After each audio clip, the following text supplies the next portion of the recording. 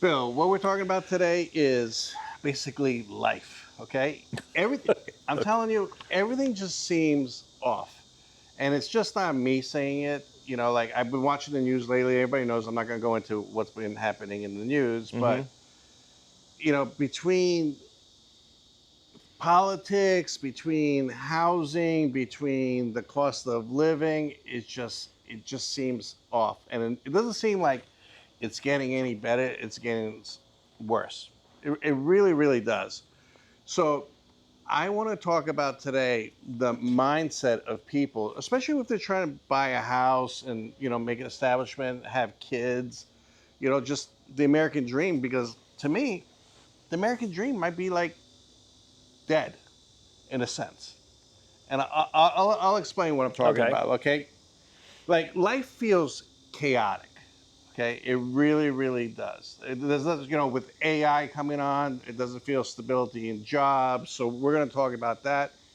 But at the end of this video too, I did some research, and there's things that we could do to make things easier in life. I think, maybe things could be done to help buy a house, get more stability. One of the things is probably just not watch the news as much. Well, I But guess it's what you consume, right? Think about it. Like if all you're watching is the news, whether you watch a left or a right news channel, depending on the political views of that channel, that's going to sway one way or the other, and both of them have their, sorry, but they're both negative. I watch both sides just to see what they say. And negativity breeds negativity at the end of the day. all right, so let's go over it. In the meantime, if you like this kind of content, do me a favor, consider subscribing. It really helps out the channel. And if you need a real estate agent, my phone number is below. Send me a text or give me a call. All right, Bill, let's talk about this one. Life feels chaotic, like we said, okay? We're not just imagining things. We're in the middle of multiple overlapping crises. Think about it. Economic uncertainty, political instability, climate disaster, tech upheaval, AI. It's a lot, and it's all happening at once. So basically, do you agree with that statement that there's so much happening overloaded at the same time? I think that we feel like there's a lot happening at one time because information is so readily available. Right. I agree with you. Before, you had what? You had the news in the morning. Yep. You had like two news shows in the morning, the standard channels, Yep. right? You had the early bird and then the morning show. And then you had to wait till the afternoon to get your news for that hour, right? And then came, like, for us, we got Bay News 9, so it's 24 hours, news cycles, right? News on the 9s. And it just kept cycling on. Now we got social media, Twitter, X, Instagram, YouTube, all the different news outlets that's constantly feeding into our mobile devices, and we're on those things constantly. So it's information overload. So of course we feel that way. And then the algorithms are going to push to whatever narrative that you search for. I mean, you can totally manipulate what kind of news you want to see every single day. Sure, of course. All right, Bill, look at the next statement. Tell me if you agree. You guys tell me if you agree or disagree, okay? We lost our sense of shared reality. There used to be a general idea of what normal life looks like. Now everyone lives in their own algorithm, their own feed. You might believe the world is ending while your neighbor is planning a wedding. There's no unified story anymore. Agree or disagree? I would agree with that. I mean, everybody's we've been so segmented out, all over the place because of news feeds, social media. You're going to gravitate towards that group. Before, think about it, you didn't have your surroundings were your surroundings. You had your coworkers, maybe you were at school, whatever the case is, and that kind of was your view. Yeah. You got the newspaper in the morning because there wasn't anything else. Like Right. we kind of like to the first statement. And you people had their different opinions. I was at the fire department. We had 12, 15 guys in a firehouse, and people would have different views. But for the most part, we kind of all had the same common goal. But we all had different opinions. But to kind of the article's point that it was talking is we all still had the same viewpoint for the most part. Okay, see if you agree with this one. We're emotionally hungover from the pandemic. Even if your life looks normal again, your brain remembers what it felt like when everything stopped. People lost loved ones, routines, jobs shifted. Our trust in the system has taught us that nothing's guaranteed. that kind of trauma lingers. This kind of goes into, for me, it's an excuse. Okay. Like, yes, would it be traumatic that you lost loved ones? Of course it is. Yeah. Like, that's not what I'm saying. What I'm saying is, how long are we going to fall back on this happened to me, that happened to me? Things happen, and this might be because my view's different from other Yeah, I people. want to know you guys' views too on this stuff. You know, well, think about it, and two, like, I worked in emergency services, so I saw a lot of trauma, right? And I saw people at their best, and I saw people at their worst. And it had nothing to do with the pandemic. I was retired by then. But sometimes those tragedies bring out the best in people, and sometimes the tragedies bring out the worst in people. And I think we've, as a society, somewhat have become, you know, the pointing the finger at other people all the time. Right. You know, it's never your fault. It's always this, or I should get this. I deserve this. That seems to be the mentality lately. Yeah, it's crazy. You know, I agree with you on that one. Okay, this one. Every day feels like a new crisis. We wake up and it's like, what's today's disaster going to be? Earthquakes, hurricane, layoffs, AI taking jobs, political fights. It's exhausting. We never get back to that normal, and it's definitely not healthy. I agree with that. We don't get back to normal because, again, there's just so much information pushed and pushed and pushed. It would be great. You know what I find very interesting is when we have a hurricane and you don't have all that information. What happens? What do you have to do? This goes from here, it goes on the counter, and then people have to talk. And then people have to play board games. Not to trying to say that, you know, digital is not great, but and it's amazing how all of a sudden now you're out talking to your neighbors, you're socializing a little bit, people are generally reaching out and helping each other. Yeah, I'm telling you, that's why, like the next one, the long-term future feels blurry, okay? Remember when people used to say, where do you see yourself in 5 years? That question almost feels like a joke now. A lot of us just try to make it through the month without something else blowing up. Like a 5-year plan. I mean, like I have a 5-year plan, but I'm older in age, and my 5-year plan is to be retired, you know? So, but for the young people, like if I ask the same question, where do you want to be 5 years from now? He's like, I don't know. You know, where's everything going to be? Well, how about, yeah, I think planning for the future is important, but then you also have to live day to day and stop worrying about sometimes I have to have this specific rigid plan, right? Like A, B, C, D. Sometimes you skip over, sometimes you fall back a little bit, sometimes you move forward, and your plans are always going to adjust. Was your plan the same when you were 20 as it is today?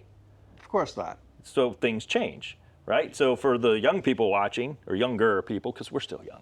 Yeah, I don't have my yacht. Yeah, no private jet and no yacht. No. So, but plans are meant to change, but you looking ahead 5 years, oh, woe is me, this isn't gonna, you know, that's not gonna help you. But is it blurry? That's what the question, but is it blurry? It's blurring to a lot of people, you know, I guess depending on the age. Yeah. For me, it's not so much blurry right now because I kind of set it up. Yeah. But I guess with that, but let's go into the American dream got rewritten, okay? Let's talk about this one. You guys, again, comment below. Buying a house isn't a default dream anymore. Home ownership used to be a goal, right? Get a job, buy a house, settle down. But now with the prices going through the roof, interest rates high, people are like, why would I take on a 30-year mortgage just to be house poor? Do you agree with that statement or you disagree with that statement? I guess that's going to be a contextual one. So if I'm 20 years old, just got into the workforce, and I think, because I hear this all the time, well, I'm ready to buy my house, but I can't afford it right now, so I have to work a little harder for a little bit longer. Well, the dream's still there. You just don't get it today. That instant gratification, you don't get Everyone right now. wants instant gratification. Yeah, you know, like, oh, you know. When I was growing up, there was no instant gratification. It's like, oh, you want that car? Save for 2 years and buy that car. Yeah, and so we're an instant gratification nation, and you might have to work a little harder or a little longer. But I don't want people to ever not strive and work hard for their dreams. If they want a house, they want a house. If somebody doesn't want it, I know people who don't want to have a house. Oh yeah, that's more and more lately. Yeah, and it's fine. But is it true if they get down to the deep, do they really not want a house, or do they just think that they can't ever afford it and it's a facade that they're putting on? All right, what about this one? Jobs don't offer stability anymore. You can have a great degree, a good job, and still get laid off overnight. The old promise, do the right thing and you'll be okay. The deal is broken and people know it. True statement or not?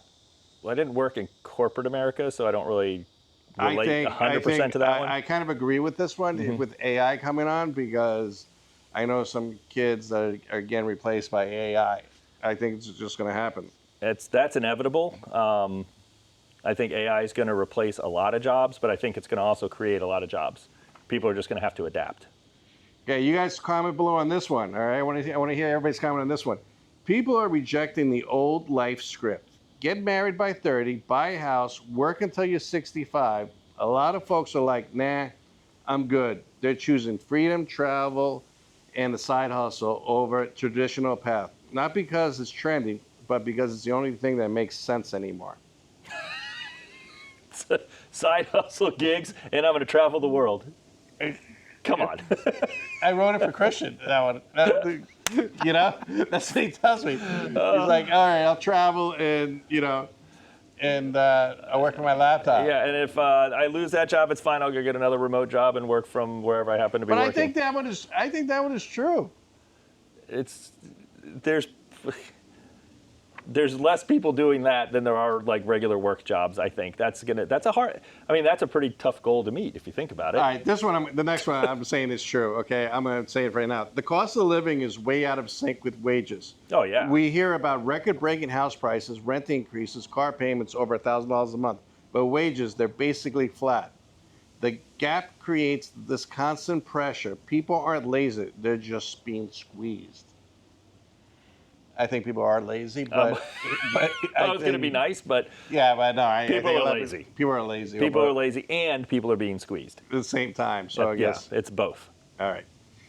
Even upper middle class folks still feel broke. You can be making $100,000 a year and still feel like you're barely getting by. Of course. That's how it's supposed to work. That's why so many people feel like something's deeply broken. I agree with that. I agree with that. I do agree with that one. All right, let's talk about AI. I like that subject. All right, let's go to it. AI is replacing everything fast. 1 year, nobody will really be talking about AI. Now, if you do your job, answer your questions, write your papers, generate your art, it's exciting, but it's also terrifying. A lot of people are wondering, what do I do if I'm not needed anymore? And a lot of people are thinking about that. And then I would ask, what can you do to prevent that? Well, the whole thing is, like, say, I have a couple of friends my age, late 50s. They got laid off, and they're having a really hard time finding a job. Mm-hmm. But their job pretty much already got replaced by AI.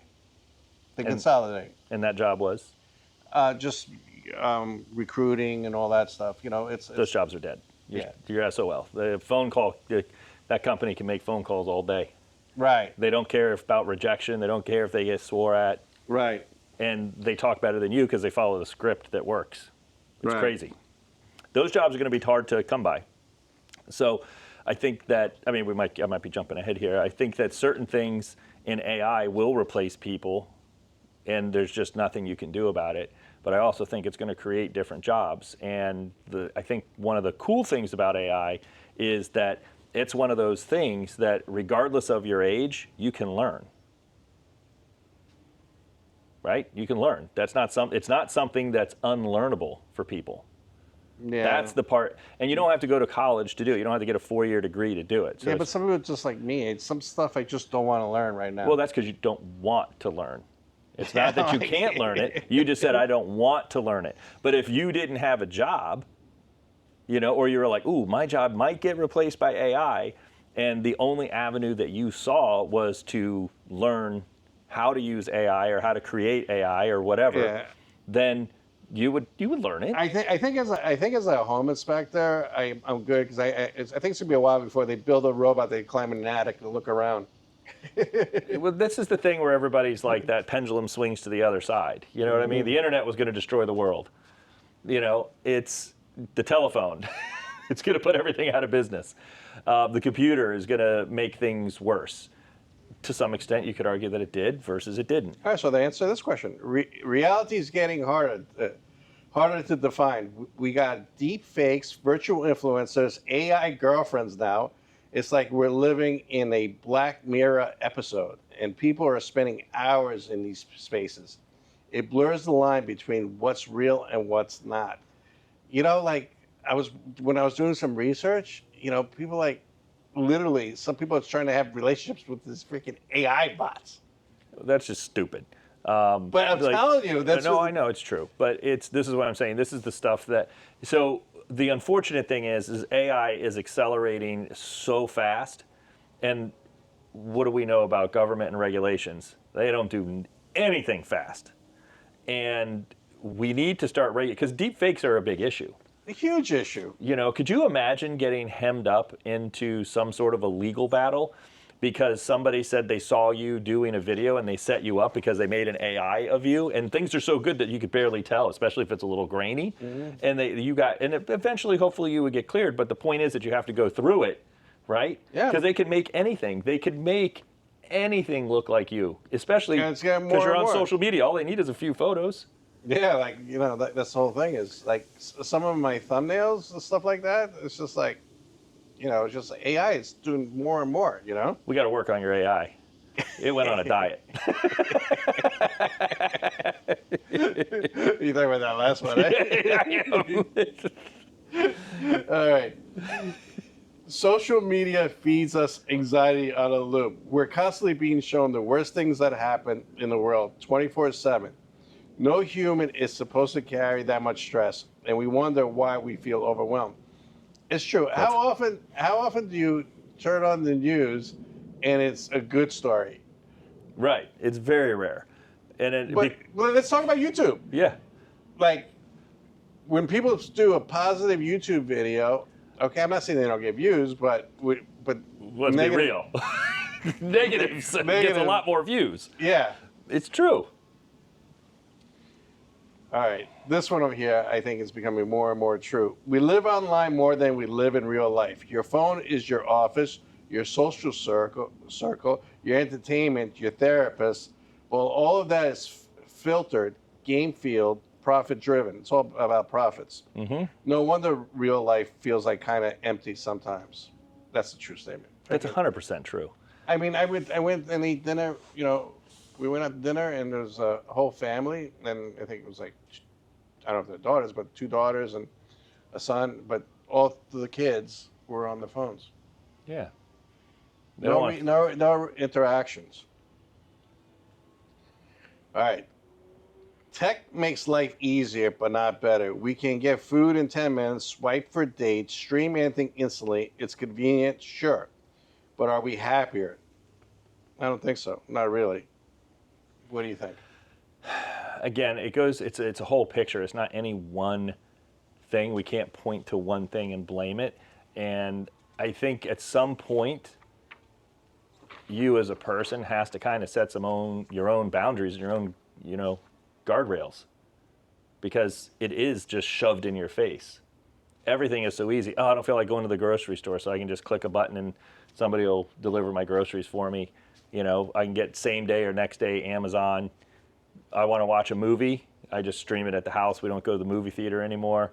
Those kind of social settings take a lot of those social interactions out, learning how to cope with other people in an environment. We work from home, so there's no work, used to. So as an example, when I came up in the fire department, we used to have group dormitories. The officers slept in their own room, but all the crew would sleep in one dormitory. And you had to learn respect, because if we were asleep, because remember, we work 24-hour shifts. So if we're grabbing some sleep while at let's say 1 o'clock in the morning before our next call, the one unit goes out on a call, then they come back and they come in and they flick the lights on and make a whole bunch of noise. They wake the entire crew up. And then the crew goes out. Nobody gets rest because we're on this 24-hour cycle, right? But we had to learn that because you didn't do that. But then when we got separate dormitories for our 24-hour shifts, nobody had to be respectful anymore. and you didn't have to learn those. You didn't Yeah, have to so learn it to be changed. quiet because it's not like they're soundproof rooms. So that's going to lead us into, I think this video is really important. And stay till the end because we are going to go over some positives. The systems are cracking, okay? And let's talk about it. Let's talk about healthcare. Okay, feels broken. Even with insurance, people are drowning in medical bills. A trip to the ER can bankrupt you. And this is the richest country in the world. The disconnect is part of the tension everyone feels. Oh God, yeah. It's true. It's just a big Insurance scam. is a joke. Even the legal system has got a big scam here, Yep. So let's talk about this one, and people are going to comment on this one also. Climate disasters are now just part of the background. Floods, fires, hurricanes, it's constant now, but we're numb to it. When disaster becomes normal, that's a sign that something huge is shifting. Do you agree with that statement or don't agree? Let me repeat it. Floods, fire, and hurricanes, it's constant now, but we're numb to it. When disasters becomes normal, that's a sign something huge is shifting. I don't think people are numb to the storms and those kind of disasters to an extent. Okay. I think after a while you do get used to it. My perspective is very different for those things. But if it's constantly it's no different than where, if you noticed, like before when a hurricane was coming, just because we're here in Florida and it's a topic. So when a hurricane was coming, they would always sound the alarm bell pretty early, right? And then everybody would kind of panic and get all their stuff, and then nothing would happen. And then they would sound the alarm bell a few weeks later, everyone would go through the thing, and it would just be this repetitive thing. And then eventually people were like, nothing's ever happening because you keep sounding the alarm bell, so they become accustomed to it. And then when the real deal happens, it's like crying wolf, And I think that kind of I think that makes people accustomed to it. I still don't think people are completely accustomed to storms and things. I think people are more accustomed, and this is the part that I think is sad, is to more localized tragedies. Meaning, you get in a car accident, nobody cares, they just keep on going, they're not going to stop and help you. Yeah, it's freaking ridiculous. Something happens to somebody, they just walk past you because they just don't care. That's the part where I think humanity starts to fall apart. The part that happened on the train, I'm not going to get into it, but man, I lost sleep over that one. Yeah. Poor girl. All right, traditional work is being rejected. Okay. Traditional work is being rejected. People are over the 9-to-5 grind. They're quiet quitting, switching to gig working, or starting their own thing. And companies are scrambling to adapt. This is a big culture shift. Okay, this statement over here, I don't agree with it anymore. I used to agree with it during COVID, but then the gigs things is not as easy as everybody thinks. Everybody thinks that's cake and you're just going to go out and make all this money. That's not how it works. And you probably work more hours than you did at your 9-to-5, and there's a lot less stability. Absolutely. I agree with you on that. Our cities are transforming fast. Office spaces are sitting empty, retail stores are closing, and people are leaving big cities for smaller, more affordable towns. The entire urban landscape is changing. I kind of agree with that one. Yeah, and I think some of that had to do with the COVID mentality, meaning work from home. So it forced jobs to go to home-based work, and then a lot of that stuck for a lot of companies. Even though a lot of companies want people back in the office, that remote work thing seems to, because think about it, it's all about dollars and overhead. This is the biggest one. The next one is the biggest one for me. I want you guys to all comment on this one, okay? And tell me what you guys think. We don't trust institutions anymore. Government, media, education, healthcare, trust in all of them is at a record low. And when people don't trust the system, they're looking for other ways to live. Do you agree with that statement or not? I think that's become abundantly worse in the last 10 years. I think it's getting worse and worse and worse. I've never trusted media outlets. Sorry. I know they spin things to an extent, and, the legal system's got its flaws. Our healthcare system's got its flaws. I think our government has their flaws. And I think it's just, you can't even trust the employment numbers. Yeah, those things get revised every 5 minutes. Yeah, but not this dramatic. No, but my point is they get revised every 5 minutes to fit the narrative, it seems, for the week, because they want to get something back. And the thing is that there's so much information out there, and there's so many eyes on everything now, it's hard to get past those things. Yeah. Because if you just start paying attention a little bit, you start to see it, and then that feels like a thumb down on top of you, too. Because again, it's more information and more information. And then, the old statement, sometimes ignorance is bliss, All right, so here's what I wrote down for some solutions. Tell me if you agree or disagree. You guys tell me if you agree or disagree. Start focusing on what you could actually control. You can't fix the economy. You can't stop AI, okay? But you can control what you consume and how you spend your time and where you put your energy in. That's your power.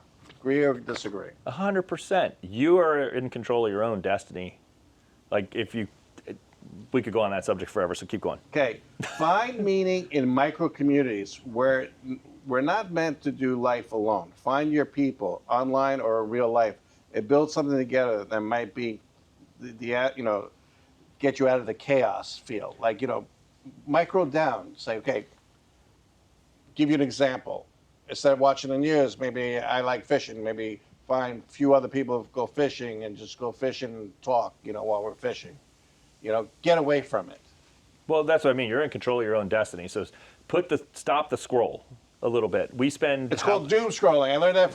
I learned that from Christian because I'm scrolling and you get sucked in. Yeah, because I'm doing these baby things that they create. They say it's just funny. But my son says, "Oh, what are you doom scrolling?" Yeah, because you're just sitting there, you just get on, and you're like, and not for nothing, but I can figure out how to go for like 30, 40 minutes. Right, and it goes by like that. It doesn't end. Yeah, it never stops.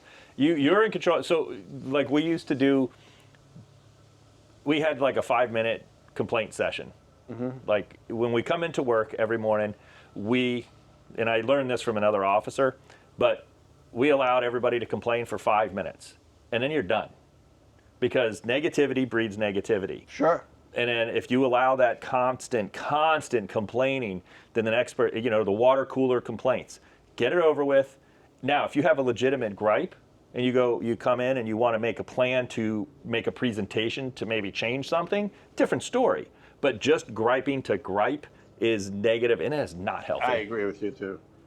All right, I wrote this one down. Rebuild your life around flexibility. Jobs, homes, even relationships. The more flexible you are, the better you'll navigate the future. Rigidity is what breaks people during the change. Be a little flexible. If something happens, go with the flow. Go with the flow a little bit. Okay? Here's another one. Tell me if you guys agree with this one. Get curious instead of fearful. Yes, things are changing, but what if change isn't collapse? It's an evolution. What if you were at the beginning or something is said of the end? So basically what I meant by that is, what if what's happening is actually a good thing and not a bad thing? Right. But people feel like maybe it's a bad thing. Mm-hmm. Like AI, I got my opinion on it, but, some people are saying, hey, it's going to make life medical breakthroughs, this and that. Yes, anything could be abused. Of course. And it's probably going to be abused. Absolutely. Unless we get some regulations, and then that brings up a whole nother conversation. But at the same time, it might do some good too. It might save people's lives, Yeah. Here's another one. You guys, listen to this one. You're not broken, the system is. If you feel anxiety beyond or overwhelmed, it's not because you failed. It's because the world around you has changed, not you. You're trying to adapt. These are not weaknesses. They're, reliance, You're just trying to absorb what's happening in the world. You're not a failure, unless you just don't want to do anything. You just want to stay in bed all day. Well, then. Well, think about it this way. You succeed at doing nothing. So you see, you're not a failure.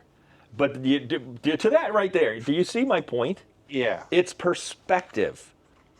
You can tell yourself that you're a piece, or you're lazy, or you can just go, no, I've perfected sleeping. Like everything does seem off right now, and I'm not saying it's not off, but you could do things to minimize the effect of everything going on around you to yourself. Put down the phone. Don't watch the news 24/7. I got some friends that are here, and they'll give me a call, and they'll say, oh, did you hear about this potential hurricane? It's like a storm coming off Africa. Right. That's how many thousands and thousands of miles away. What are you talking about? And it's not even a storm. It's just a storm. It's like a rain cloud. It's not even a depression yet. Yeah. And like, what should we do? It's a low pressure system. And we're like, should we prepare? And I tell them, it's like, you're bringing anxiety upon yourself for no reason. Anyways, I know today's video was a little longer, but we needed to talk about this stuff. All right? Do me a favor. consider subscribing. A lot of effort goes into these videos. It helps the algorithm. Give it a thumbs up and share. And remember, if you need a real estate agent anywhere in Florida, United States, my phone number is below. Just text me or call me. Thanks, and I'll talk to you later. See you on the next video. Thanks for watching. Bye.